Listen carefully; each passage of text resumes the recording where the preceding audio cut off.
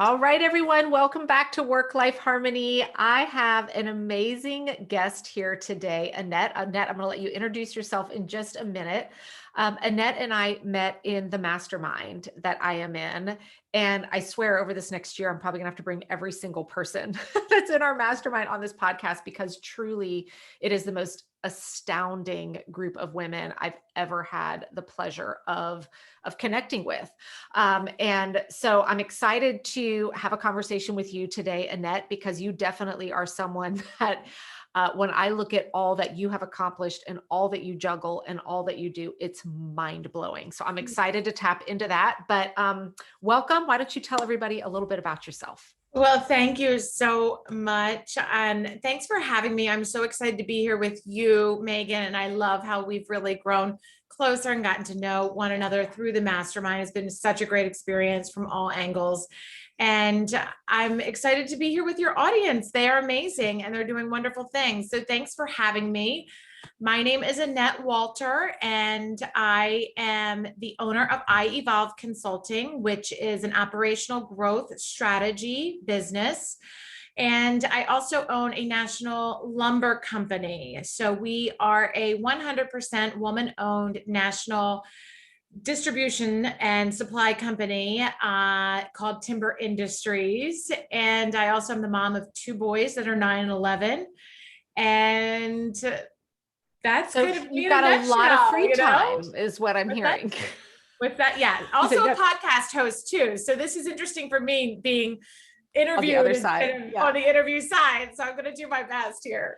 And just to give people some perspective here, it's one thing for people to, and there were times in my life where I was like, oh yeah, I have this business. And it was really like a hobby or whatever. Can you tell people a little bit about Timber Industries so they can get a little Yes. understanding of just how massive this is? Yes, absolutely. And actually, I will rewind a little bit if that's okay. Yeah. Momville really started back for me in 2010. And at that time, I had a different business. And we're talking about the power of community and connecting and really time management. It is so important to have that as most under control as you can, but know that we all do life, right? That's one of my mottos is like, we all do life. So in 2007, I had left my banking career and started a full service residential real estate firm with 8 male partners. I was the youngest, only female. I was actually 30 at the time. And we grew that and sold that in 2012. And at that time, I was a part of a different leadership roundtable mastermind. And in that group was a woman that actually was running a company called Timber Industries. And her father had an ill-timed death and had left her this company. And really, she had no willingness, want, desire. She wasn't wired to have that responsibility, to run a business, to want to run a business, to know what to do. So she was in the position to sell. And I was at a point where I had always known I wanted to be a working mom. I didn't know what I wanted to do, but that was just kind of what I wanted to be when I grew up.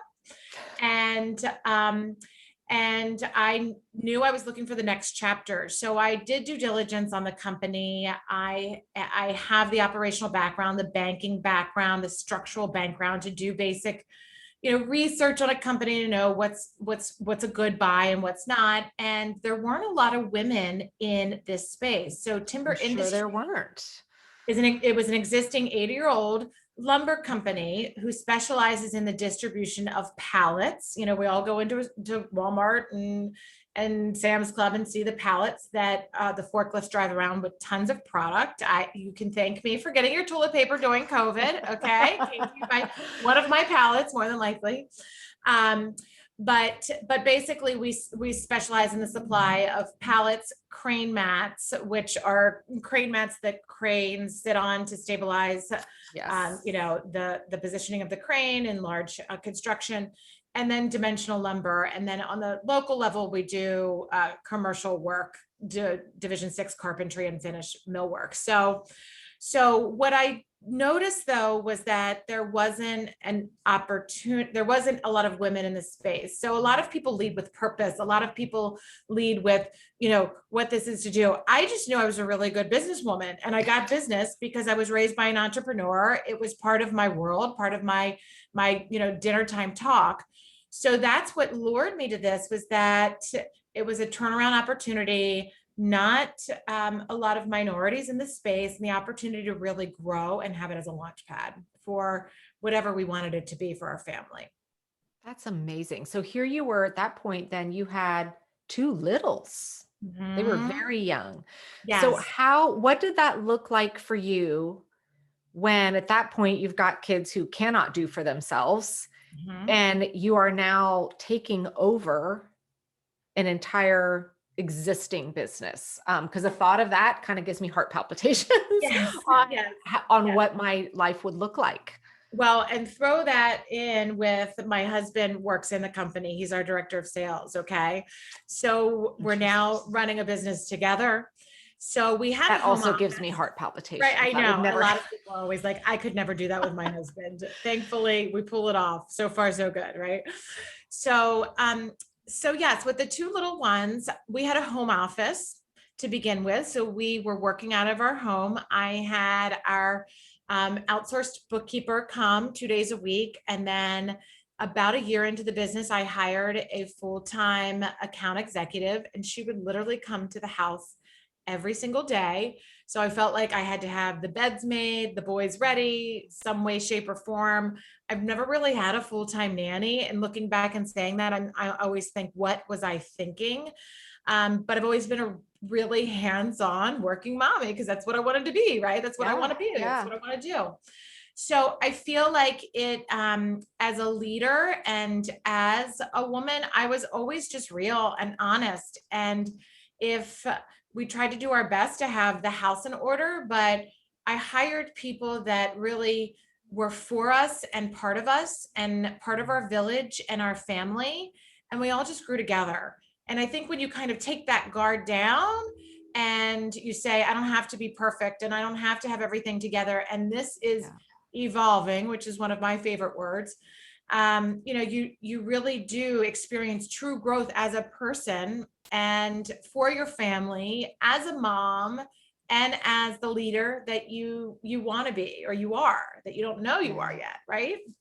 What I love about that you just said that really, resonates with me. And it's something I think a lot of women struggle with when it comes to prioritizing all of those things, right? Is the fact that you said, this is what I wanted to be. Mhm. And to be unapologetic about that, whatever that is for anybody, like Mhm. if you can get crystal clear, you knew I wanted to be a working mom. I wanted to be in business, but I wanted to be a hands on mom. And I'm going to own that and be okay with it and make that my priority. Now you're in a power to make decisions Mhm. on how and where you spend your time and what Exactly. that's going to look like instead of, and it was very hard for me when I transitioned from, career woman to now working mom, looking Mhm. around, am I supposed to do it this way? Am I supposed to do it this way? Is it supposed to look like that? And I'd wished I'd had somebody like you in my court Mhm. during that, evolving time to Right. say, stop looking at what everyone else and just say, Exactly. what do you want? What do you want this to look like, Megan? And Right. now let's figure out a way to go and create that. I think that's like, if anybody could just, if we could all put that at the heart of how we're making our decisions and choices, wouldn't that be amazing? And I'm having to remind Absolutely. myself of this too. I know. And it's okay to glance. We all glance Mhm. at everybody. And to me, that's always what keeps us going, and the thoughtfulness. But you also have to know how you're wired. And this is what I base a lot of my coaching to my business owners on, is, knowing innately how you are wired as a person, Amen. and building your world, your village, whatever that looks like, whether you have a business or not, around the highest and best use of your skills, is really where you're the happiest. You're in your Yeah. genius zone. So oftentimes we try and do things that are painful that we really aren't good at, or we don't see what we don't see. And that's where people get really frustrated and burned out and discouraged. So that's, one of the foundational elements that we do in our coaching here. You also have to know how you compartmentalize. I joke around sometimes, like I literally, change in a phone booth like Wonder Woman does. Not to say I'm Wonder Woman by any means. That's not what I'm saying. I think But every woman is Wonder Woman, quite personally. absolutely, yes, absolutely. So I can run into my workout clothes and throw on a top, and within 2 minutes, go from like, messy bun to ready for Zoom, and be fully present and in that moment. A lot of people may or may not be able to switch gears like that. So knowing how Yeah. you are wired and what works for you, that might throw a lot of people in a tailwind of anxiety. For me, I like thrive in it. So Yeah. it just depends. Does that make sense? Oh, it 100% does. And it's so in alignment with how I coach and teach time management as well. I'm like, no, Yes. I can teach you the tools, the foundations, the systems and processes, but then how you tweak it and which parts you embrace is going to be solely dependent on each individual Yes. person. Yes. There's some fundamentals, like, I mean, as a mom, there's fundamental, you got to feed your kids, you got to, there's those. And so I want you to have those, but then what that looks like and how you implement it can be very different for Absolutely. everybody. And I Well, think and that's so being important. organized, right? Mhm. Being organized. And this is a lot of what you teach, and you teach it so well, Megan. Like, I mean, and your planner and everything. It all starts with the night before. And not every day is perfect, but like I joke around about being a bag lady. It's like you have a bag for the kids' sports. You have a bag. I have a bag for what I bought an office building a mile down the street, which actually saved our marriage during COVID. So I pack a Yeah. little bag as to what I eat, because healthy eating and showing up as a business owner is important to me, right? I pack the Zoom clothes, right? And the Zoom things, like you have all these different bags, like you're this bag lady, but being organized and making sure that everything's teed up the night before or as far in advance is key. And I know that you have so many good hacks on all of that. Well, and I love that you talked about, this transitioning all the time and how do you, because I think one of the biggest, productivity killers is too much transitioning or rapid transitioning every 5 minutes. I'm doing this, I'm doing that. Do you have any kind of organic ways or things that have evolved? keep coming back to that word. I know, right? On how you kind of structure your day, Mhm. knowing you're going to have to make those transitions, but not having it just be rapid fire nonstop. Absolutely. So I block time, and Yeah. that's what's important.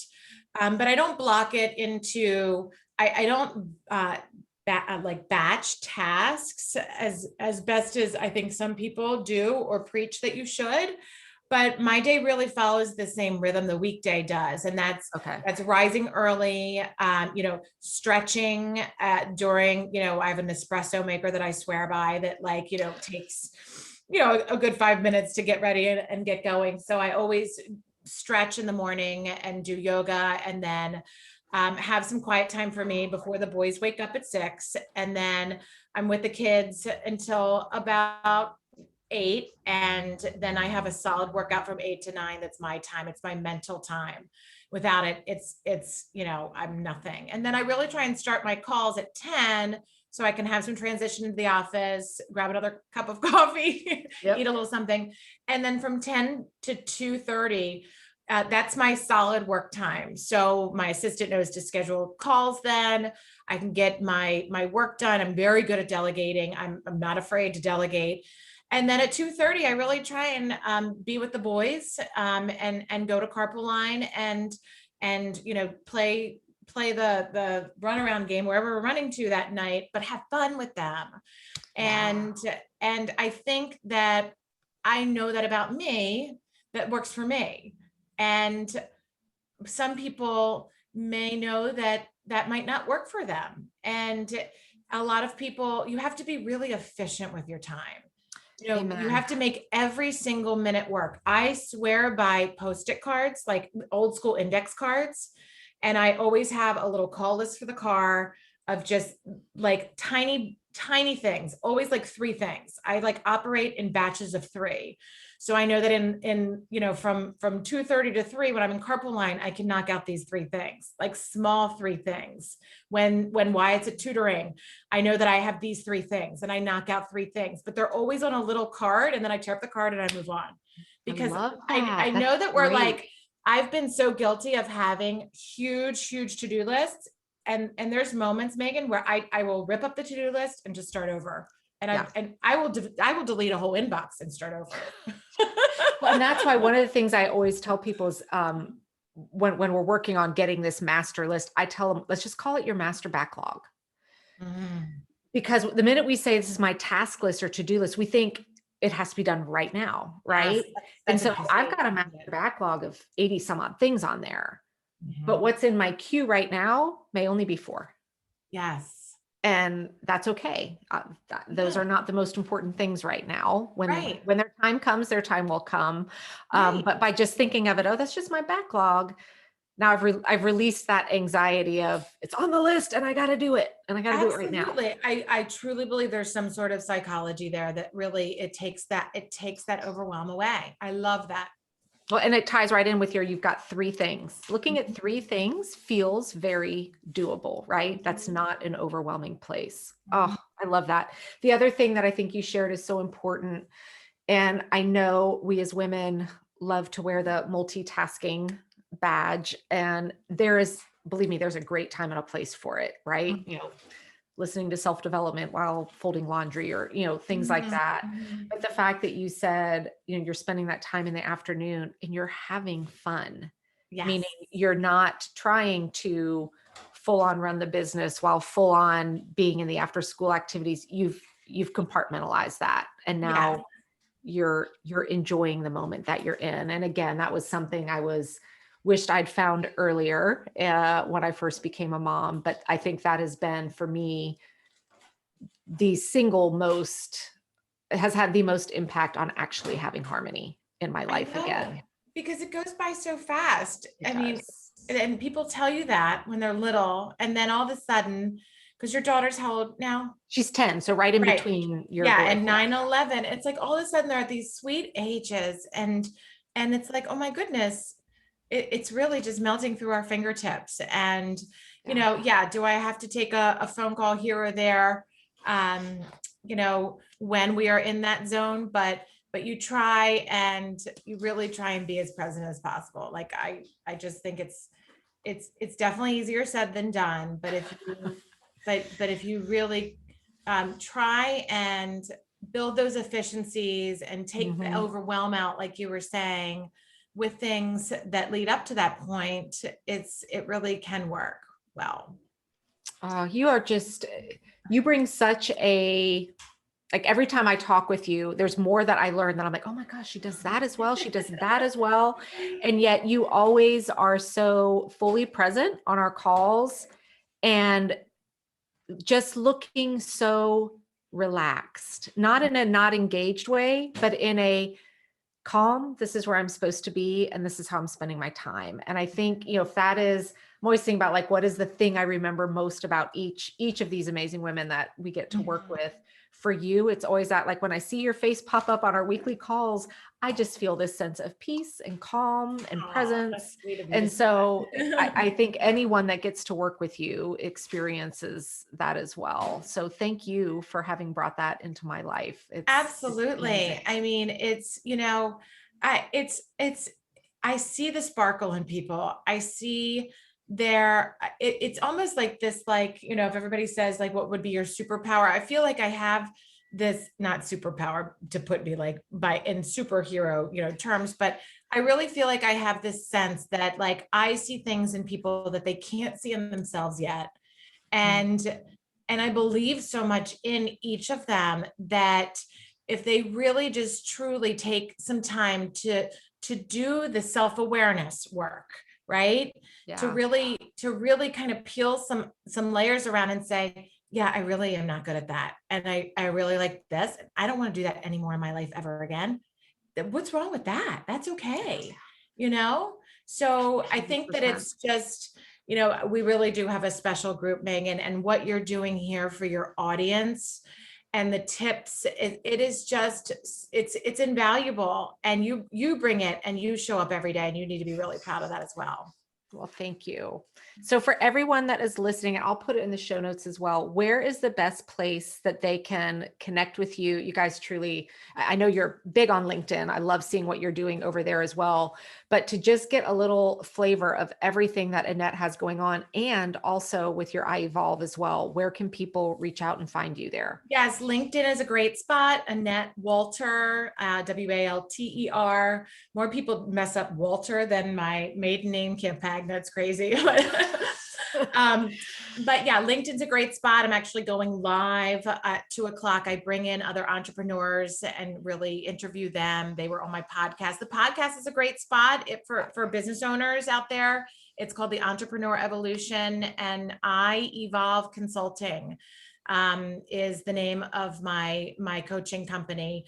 It's about, you evolving every day. And when you evolve and when you can help the people on your team grow, that's when huge growth happens for your families, for your businesses, and just for your community.